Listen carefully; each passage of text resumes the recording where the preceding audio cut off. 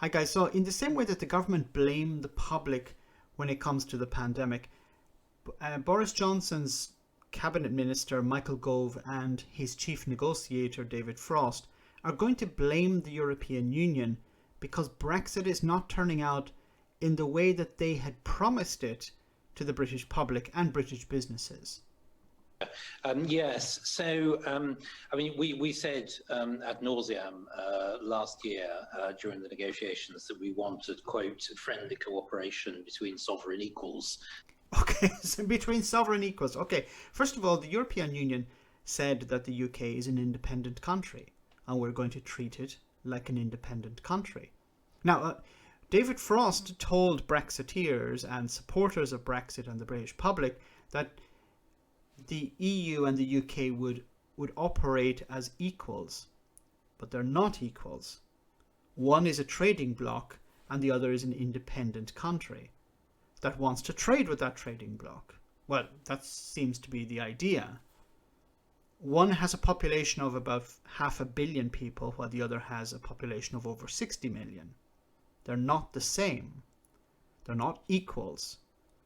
If you want to compare, it's more like it's maybe better to make a comparison with the United States, the EU and the United States, the EU and China.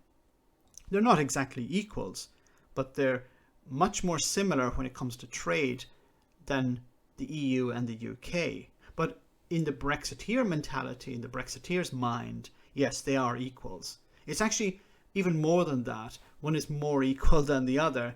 The idea that Britain is more powerful than the EU, that the EU needs Britain more than Britain needs the EU.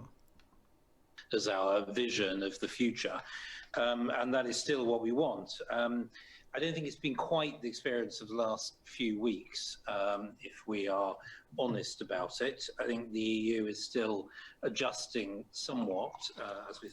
The EU is adjusting some. Okay, I've been trying to find news reports. I've reached out to people to send me news reports about things going badly on the EU side following Brexit. And I can't really find anything. I'm not reading reports about businesses in the EU upping sticks and traveling across the channel to set up in the UK. Now, I have, and I've covered it on the channel, reports of UK businesses not completely closing, but moving some of their work to the EU, some of their business to the EU in order to operate. And they've actually been told by the British government to do so. Don't hear many reports about problems on the EU side. Now, I don't know if they do exist or not, but I haven't seen any reports. If you look in the Express, you'll hear about how the European Union is on the brink of collapse, but that's been the case since the 1990s. So I'm not sure what David Frost is talking about, problems or issues on the EU side. I haven't seen anything. I think I don't consider myself an expert in any way whatsoever, but I have been following this and I haven't found anything to support the idea that the EU is struggling in any way or has any problems. Yes, in Ireland there are some issues, but they seem to be overcoming it by opening up new routes directly to the European Union. I have been covering many issues, many stories about issues where shellfish fishermen are trying to export into the EU and they cannot. Stories about meat sitting on trucks at ports in the UK rotting because they don't have the correct paperwork. Bureaucrats in the EU rejecting UK produce because they don't have the right colour of ink on the document. How is that taking back control? And how is that you being in charge of your destiny? Thought they might, to the existence of a sort of genuinely independent actor in their neighbourhood. And obviously there's been a certain amount of disagreement over the vaccine issues, which, in many ways have created political difficulties on the EU side for reasons that I won't go into now. But political difficulties on the EU side. If he's talking about how the EU was considering invoking Article 16, and then immediately after a couple of hours decided not to. And during that scenario on Twitter, I wrote that this is a storm in a teacup, and it was resolved within a few hours. He's trying to exaggerate something that is not really an issue, which have sort of played back, I think, into the broader relationship. So, we have had the direct criticism of our approach on vaccines. The question. Where? Can you point out an example of how the EU has directly criticised the UK on its vaccines? Now, perhaps he's referring to a German media report, not a German governmental report, but a German media report talking about how maybe the AstraZeneca vaccine is not good is not effective for people over the age of 65. But that's not an official EU position. That was a report in German media. Question mark put over our regulators' decisions, criticism of AZ effectiveness. Also had some niggling border issues, for example, the current issues over shellfish, but there are many others. Niggling issues. Okay, how can anyone listen to that with a straight face? A niggling issue. Shellfish companies are closing down. There was one operating for 40 years. It closed because it can't operate anymore. How is that a niggling issue? I'd like for David Frost to go to that community and explain to them that, yes, your business has closed down, but that's a niggling issue. You'll have to lay off this number of staff because it's a niggling issue. A niggling issue. Trying to minimize the negatives of Brexit and trying to exaggerate the problems on the European side. Instead of being honest, be honest with the public and say, look, this was a disaster. We promised you X and we couldn't even deliver that. We couldn't even get near that. But this is about protecting the Conservative Party. It's about protecting Michael Gove. It's about protecting Boris Johnson. It's not about protecting businesses. It's not about trying to make things better. It's not about fixing problems that they have created. Others. We've had the issue over accreditation of our missions, which has been well known to both sides since spring last year, but has only come out as an issue now. And so this is about, and I've covered it before, the UK is a third country. And while the UK was in the negotiations during the withdrawal agreement, it wasn't a third country. And it asked the European Union, can we do X, Y, and Z now in 2019 while it was still a member of the European Union? And the European Union said, yes, you can.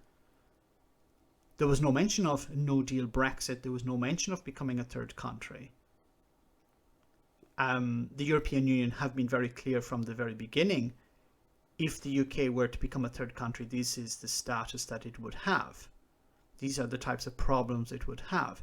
And the response from Brexiteers was, of course, as always, this is Project Fear. This is scaremongering. Stop listening to experts from the EU. And the EU is limiting the access that our head of mission has in Brussels as a result. How is that taking back control? This was all about taking back. We've taken back control. We're taking back control. We're going to take back all the control we can. Now we have to ask the EU to let us export into their market. How is that taking back control? Please, I would love to hear from Brexiteers. Please tell me what control you have taken back. Of this, which obviously doesn't help the good conduct of business.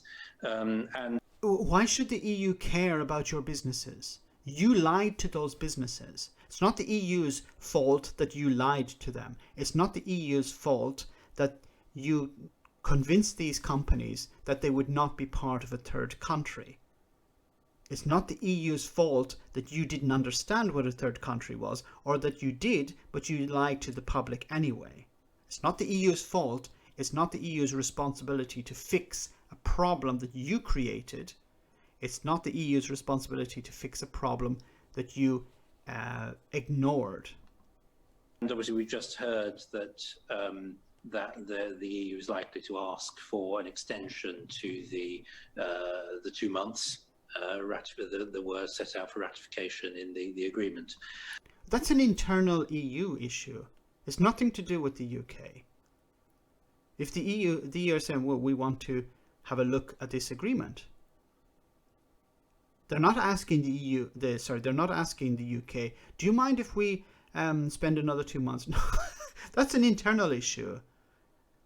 David Frost is trying to pretend that this is something to do with the UK.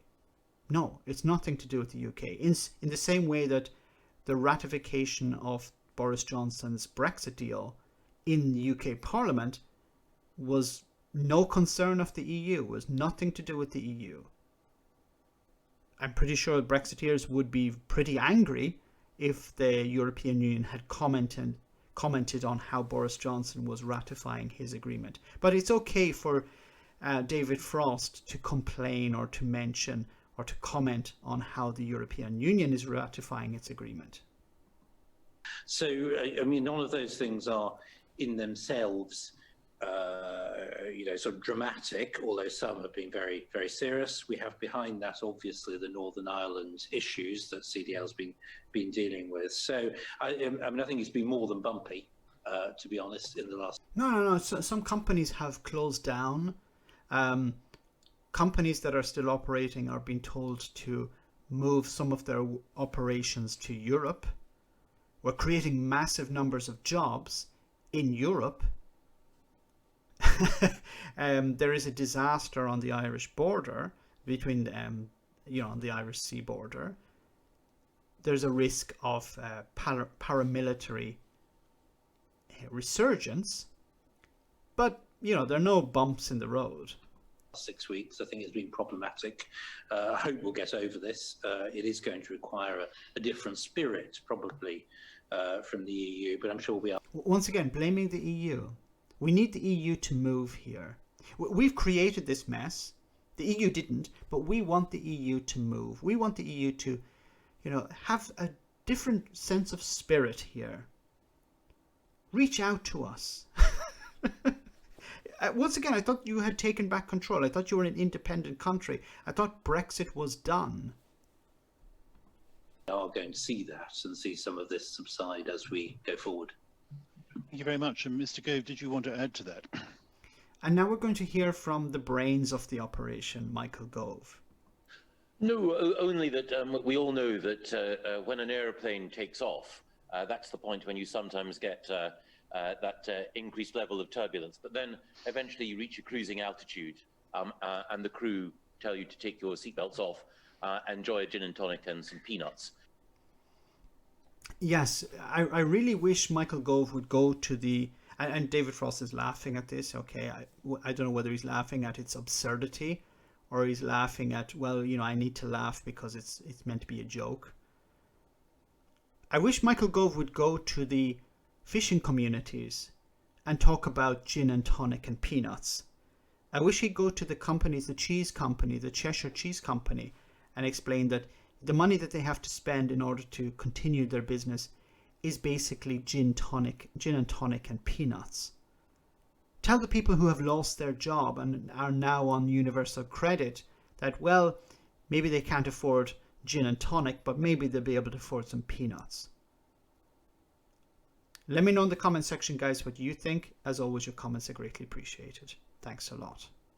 I want to say a big thank you to all of my patrons. You ensure that this channel continues to exist. I'm eternally grateful for all of your support. If you join Patreon, you will receive instant access to our Discord server, where we have both audio and video chats. You can chat with me and other patrons, where we discuss important and non-important issues. Becoming a patron per month costs about the same as a large coffee, so why not check it out?